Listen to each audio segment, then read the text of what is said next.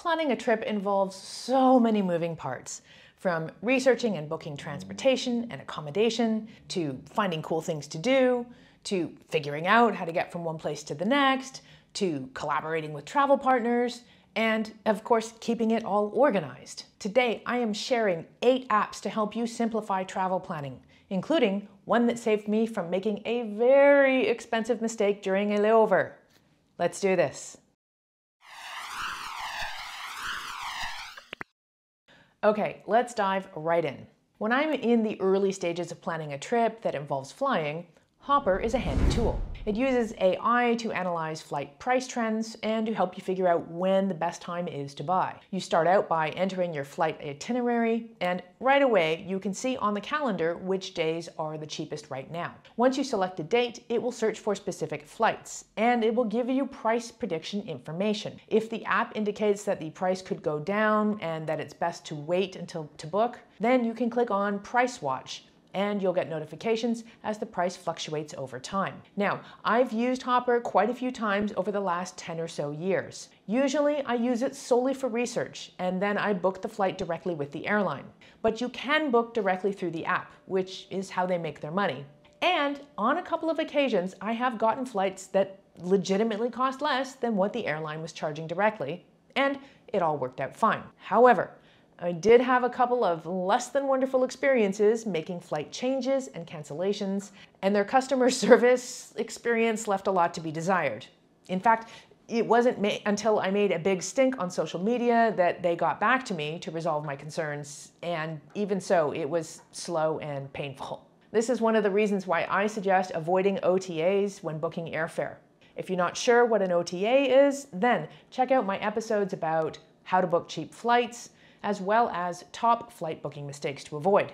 I'll leave links in the description and the first comment as well. TripAdvisor is a great way to get an overview of the place you're going, and you can use it to get as granular as you want in terms of booking tours and places to stay. I'm planning a trip to Nova Scotia, so I looked it up in TripAdvisor and found general information about the province, popular destinations within the province, top-rated places to stay along the way, highly reviewed restaurants, and signature experiences that people like to do when they're there. If you click on Things to Do, you can see available tours that are arranged by category, and you can also filter and search for them whatever way you like. You can read user reviews of the tours, and then if you want to book, you have a link or contact information, and in some cases you can book right through the app. But one of the things that I like about TripAdvisor is that it's not all about proprietary booking services.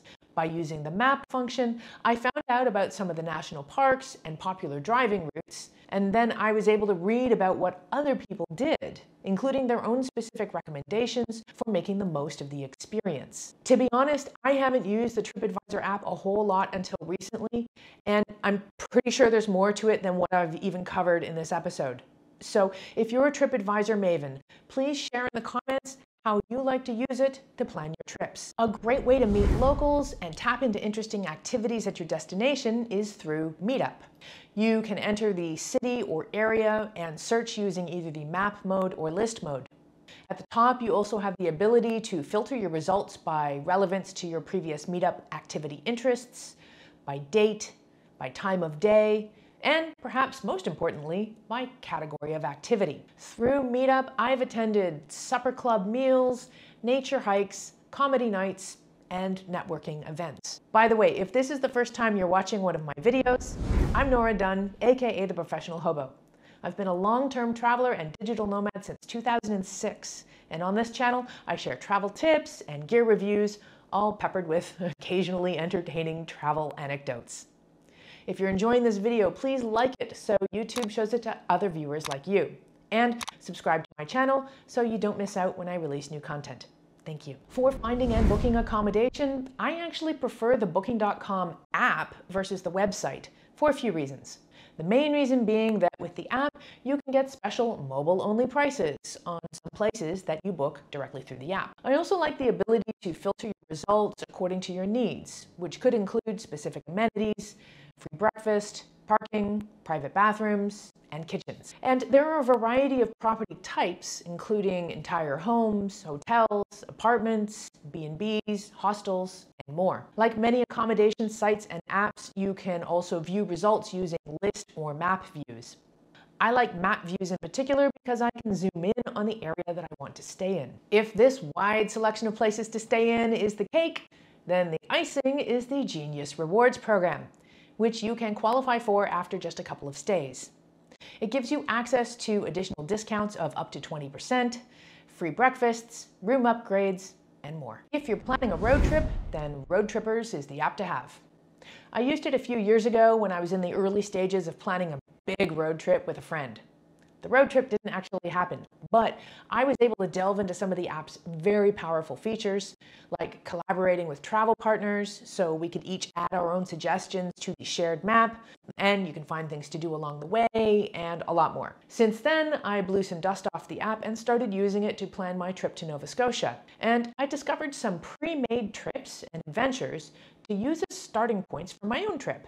I could read up on everything, then load the trip on a map, which had pre-populated suggestions for places to stay, eat, and sightsee. You can also use the Search and Explore feature to find whatever you need along the way, and you can add whatever catches your eye to your personalized trip map. Now, there's a free version of Road Trippers, but if you want access to some of the better features, you'll have to shell out for an upgraded version. If you're a road tripper at heart, I think it pays for itself pretty quickly.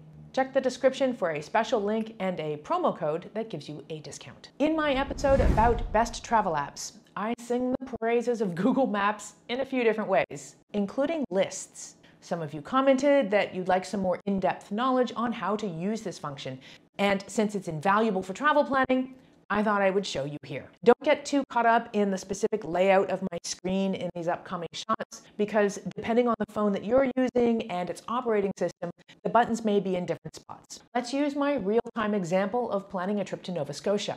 I have some friends in Margarettsville who I plan on staying with for a few days. So I looked it up on Google Maps. Then I clicked on Save, which opened up the Lists function. I don't have a list for Nova Scotia yet, so I hit New List and created one. With my new list created, I have the option to invite collaborators, which means my travel partner and I can share and edit the list together in real time. I can also click on Add Places to add specific restaurants, attractions, places to stay, and anything else of note. I also plan to check out Cape Breton Island, so I went into the list and I clicked Add Places. I searched for it, and as soon as I found it, it got added. At any time, you can also add notes to your selections, so you know later on why it's on your list. Once you've added a few places to your list, you'll see them show up as special blue dots on your map.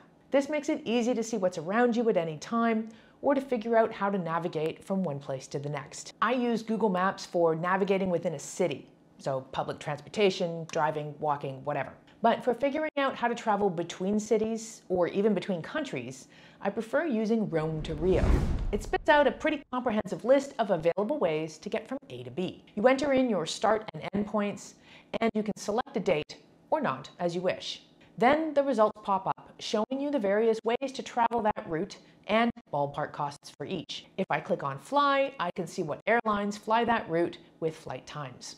I can also see that there's a train operated by Via Rail, which is what I'm going to do because I'm a total train nut. And if I click on Drive, I can even see estimates of how long it will take and how much it will cost in fuel. You can also use Rome to Rio for more granular searches, like how to get from the airport to your hotel. But like I said, I tend to prefer Google Maps for that, unless the airport is way out of town. That said, there's no harm in using both apps to make sure you know all the available options. Tying it all together is an app that helps you see everything you've booked in one easy place. It's called TripIt. You have a few options for importing your travel reservations into the app. You can manually forward email reservation confirmations, like flights and hotels, to a special email address tied to your TripIt account. Or you can allow the app to automatically detect travel reservations that come to your email inbox, and it can import them directly into the app. As your trip comes together, you can then see at a glance everything that you've booked. It saved my skin once when I realized I'd booked a hotel at a layover destination, using the wrong dates. It also gives you up-to-date information that can help you in the moment. For example, when I click on my flight details, I can see which terminals I'm departing from and arriving to. I can see information about my flight, reference numbers, ticket numbers, and more. It saves me having to scroll through my inbox full of travel confirmations to find specific information on the fly. I just use the free version of TripIt, but I do know some travelers who like the paid version for its real-time alerts like flight delays and traffic information, price tracking features, points benefits, and more. Although I started my full-time travels before smartphones existed, I would be lost without mine now. These and so many other apps are not only convenient, but sometimes critical. This also makes cell phone security vitally important. In this video, I outline a step-by-step process to protect your phone so you can travel securely and confidently, and smart and in style. Click here to check it out next, and thank you for watching.